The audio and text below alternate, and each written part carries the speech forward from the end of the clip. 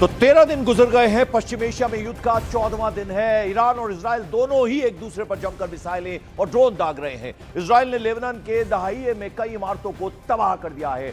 दूसरी तरफ America middle east में अपना सबसे मॉडर्न मिसाइल डिफेंस सिस्टम थाट तैनात करेगा। तो इस बीच इजराइल पर ईरान ने ड्रोन और मिसाइलों से हमला कर कई इमारतों को निस्तानाबूद कर दिया है। वहीं ईरान के आवाज में इजराइल के हमले में आईआरजीसी और बसीज के कई ठिकाने पूरी तरह से तबाह हो गए। इस बीच इराक में अमेरिकी ड्रोन लुकास ने ईरान सपोर्टिव पीएमएफ के ठिकानों पर जमकर तबाही मचाई है।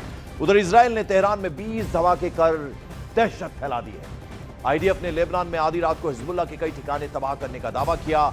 इजराइल ने भी ईरान में कई सैन्य ठिकानों को निशाना बनाकर उन्हें तबाह कर दिया है। इजराइल लेबनान में भी इमारतों को मलबे में तब्दील कर रहा है। युद्ध के बीच ईरान ने भी अमेरिका पर नजर रखने के लिए अपने 8 जासूसी ड्रोन उतार दिए हैं। इजराइल के हमले में ईरानी विमान के तबाह होने की भी खबर है। इजराइल पर मिसाइल अटैक भी किया गया है। तो आपको बता दें कि जबरदस्त तरीके से कोई भी पीछे हटने को तैयार नहीं है, यानी हमले का सिलसिला लगातार जारी है। और बड़ी खबर आ रही है, लेबनान में इजरायली सेना ने हमले तेज कर दिए हैं। हिजबुल्लाह के 10 हथियार डिपोज को निशाना बनाया गया। साउथ लेबनान में आईडीएफ के ताबड़तोड़ हमले जारी हैं। तो दिखा रहे हैं हम आपको किस तरह से 10 हथियार डिपो को हिजबुल्लाह के निशाना बनाया गया है। इजरायली हमले तेज हो गए हैं। और दक्षिणी लेबनान की अगर बात करें तो आईडीएफ के ताबड़तोड़ हमले यहां पर जारी हैं।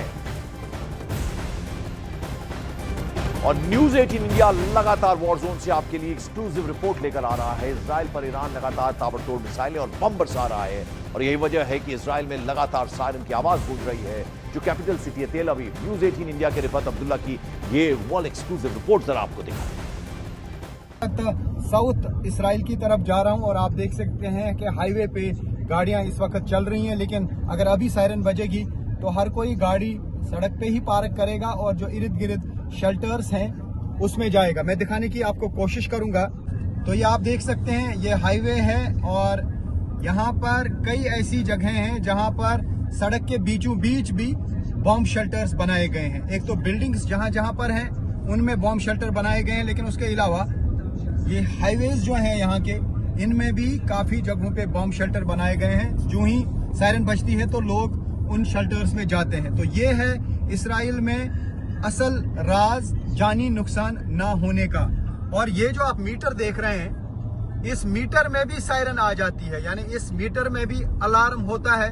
और यहाँ पे टीवी वगैरह जो होते हैं वो गाड़ियों में लगे हुए होते हैं, इन पे भी अलर्ट आते हैं। यानी यहाँ पर हर जगह पे अलर्ट आता है जो ही ईरान की तरफ से या हिजबुल्लाह की तरफ से अटैक लॉन्च किए जाते हैं। यानी वहां बटन दबता है तो यहाँ प्री अलार्म होता है, और जो ही मिसाइल यहाँ की टेरिटरी में आ जाता है तो बड़े बड़े हूटर बज जाते हैं और लोग अपनी जान बचाने के लिए बॉम्ब शेल्टर्स में जाते हैं। यही वजह है कि यहाँ पे ज्यादा जानी नुकसान नहीं होता है।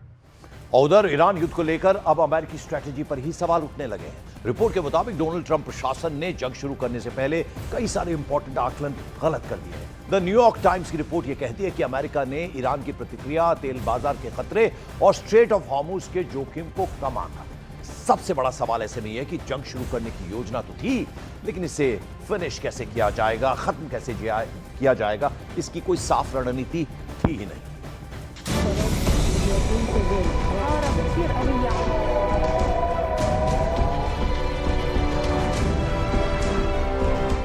क्या ईरान पर हमला अमेरिका की भूल बन गया?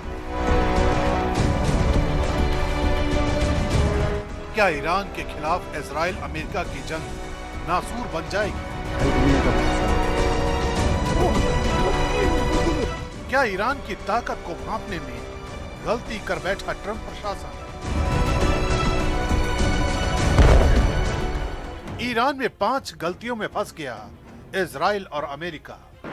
दुश्मन को कमजोर समझने की भूल अक्सर जंग के मैदान में भारी पड़ती है। अब यही सवाल ईरान युद्ध को लेकर उठने लगे हैं। रिपोर्ट के मुताबिक ट्रंप प्रशासन ने जंग की शुरुआत से पहले कई अहम रणनीतिक आकलन गलत कर दिए। द न्यूयॉर्क टाइम्स की रिपोर्ट कहती है कि अमेरिका और इजराइल को उम्मीद थी कि बड़े सैन्य हमलों के बाद ईरान या तो डर जाएगा या सीमित जवाब देगा, लेकिन हुआ इसके ठीक उलट। ईरान ने मिसाइल, ड्रोन और अपने प्रॉक्सी नेटवर्क के जरिए कई मोर्चों पर जवाबी कार्रवाई शुरू कर दी।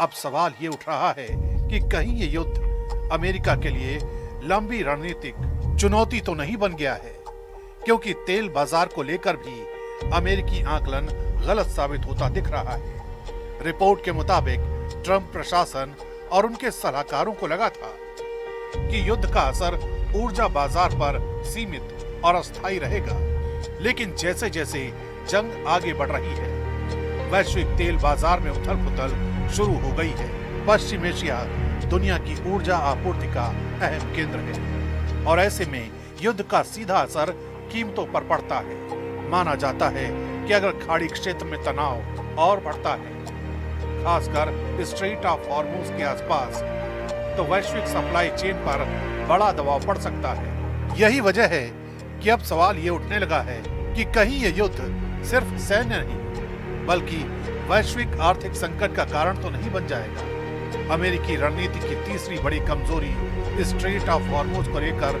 सामने आई है। रिपोर्ट बताती है कि अमेरिकी योजना में यह मान लिया गया था कि ईरान वैश्विक तेल आपूर्ति को बाधित करने जैसा कदम नहीं उठाएगा, लेकिन हालात कुछ और ही इशारा कर रहे हैं। खाड़ी क्षेत्र में जहाजों को लेकर खतरे की चेतावनियां बढ़ गई और ईरान की तरफ से समुद्र में माइन बिछाने जैसे संकेत भी सामने आए हैं। दुनिया के बड़े हिस्से का कच्चा तेल इसी समुद्री रास्ते से गुजरता है। ऐसे में अगर यहाँ संकट गहराता है तो इसका असर सिर्फ क्षेत्रीय नहीं बल्कि पूरी वैश्विक ऊर्जा सप्लाई पर पड़ सकता है। यही वजह है कि अब स्ट्रेट ऑफ हॉर्मुज सिर्फ समुद्री रास्ता नहीं बल्कि इस पूरे युद्ध का सबसे संवेदनशील रणनीतिक मोर्चा बनता जा रहा है। अमेरिकी रणनीति की चौथी बड़ी गलती रेजिम चेंज को लेकर भी बताई जा रही है। दावा है कि ट्रंप प्रशासन को उम्मीद थी कि बड़े सैन्य हमलों के बाद ईरान की सत्ता तेजी से कमजोर पड़ जाएगी। आकलन ये था कि लगातार हमलों से तेहरान के सत्ता के ढांचे में दरार पड़ जाएगी और सरकार दबाव में आ जाएगी, लेकिन जमीनी हालात ने इस आकलन को गलत साबित कर दिया। ईरान की राजनीतिक और सैन्य संरचना उम्मीद से कहीं ज्यादा संगठित और मजबूत निकली। शासन तंत्र तुरंत डगमगाने के बजाय एक्टिव होकर जवाबी रणनीति बनाने में जुट गया।